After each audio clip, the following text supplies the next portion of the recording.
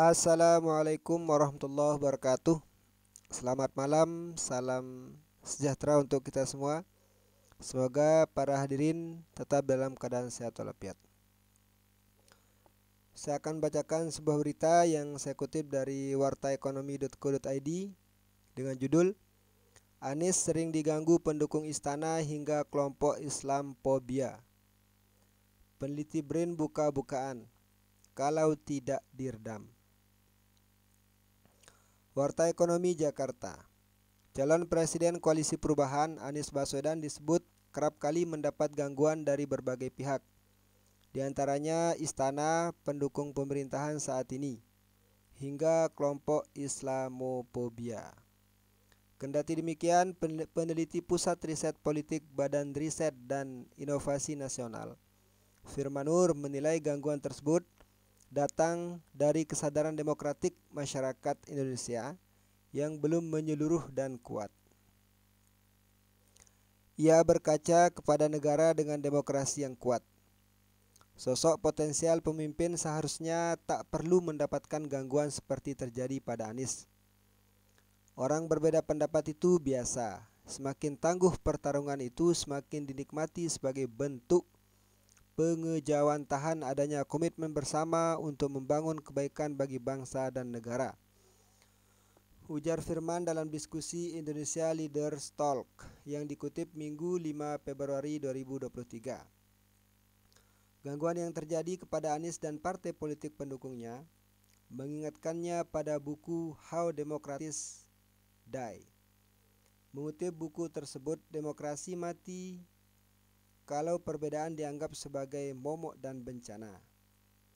Demokrasi juga akan semakin lemah jika mereka yang berkuasa menggunakan seluruh perangkatnya untuk membunuh kalangan yang berseberangan.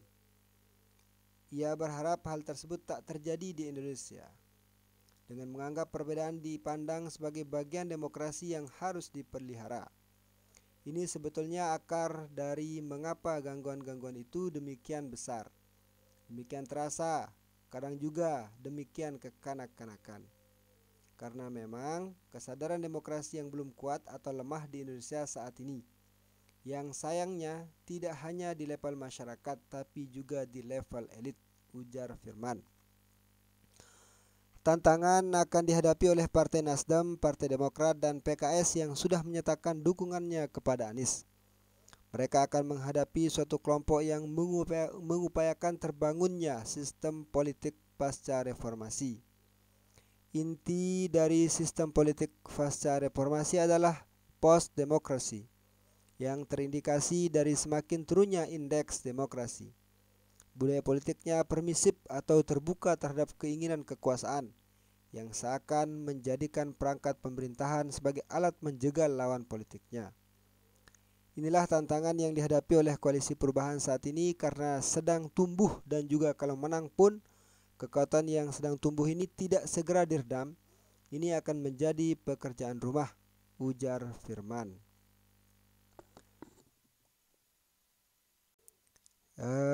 Hadirin para pirsa dimanapun saja berada, kegelisahan yang disampaikan oleh Firman Nur, salah seorang peneliti BRIN ya, bidang politik, memang sedang menjangkiti masyarakat Indonesia pada akhir-akhir ini, terutama pasca pemilu 2014 sampai dengan saat ini ya, yang yang bekas-bekasnya itu masih kita rasakan, bagaimana polarisasi di tengah-tengah masyarakat itu masih terjadi.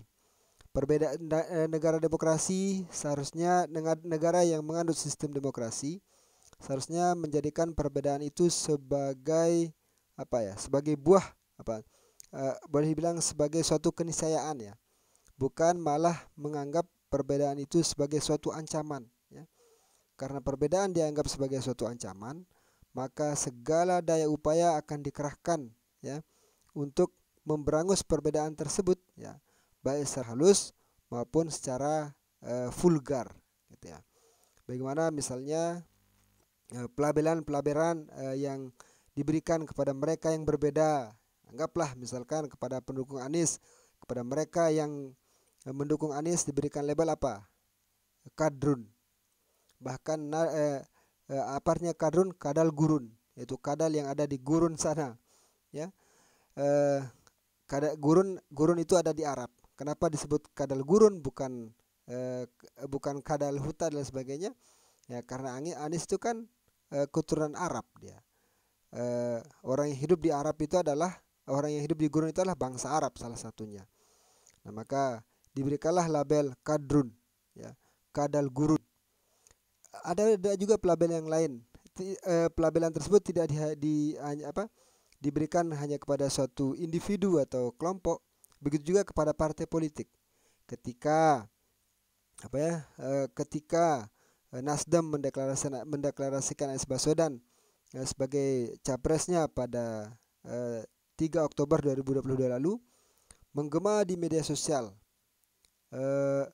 pelabelan kepada Nasdem, di mana Nasdem itu merupakan kepanjangan dari Nasional Demokrat, kemudian dipelintir menjadi Nasdrun, Nasional Kadrun. Sekali lagi menghubungkan kepada Anies Baswedan. Ini kan sangat tidak produktif untuk untuk masa depan. Ini sangat tidak produktif bagi kita sebagai sebuah bangsa. Ya, begitu juga dengan kondisi-kondisi yang lain, ya.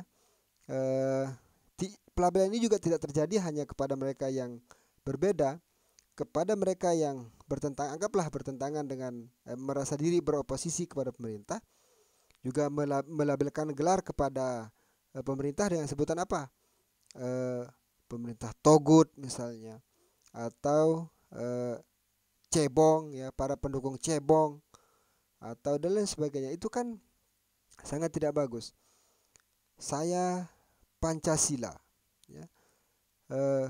Kalau berbeda dengan saya berarti tidak Pancasila. Nah itu kan pelabelan-pelabelan seperti itu.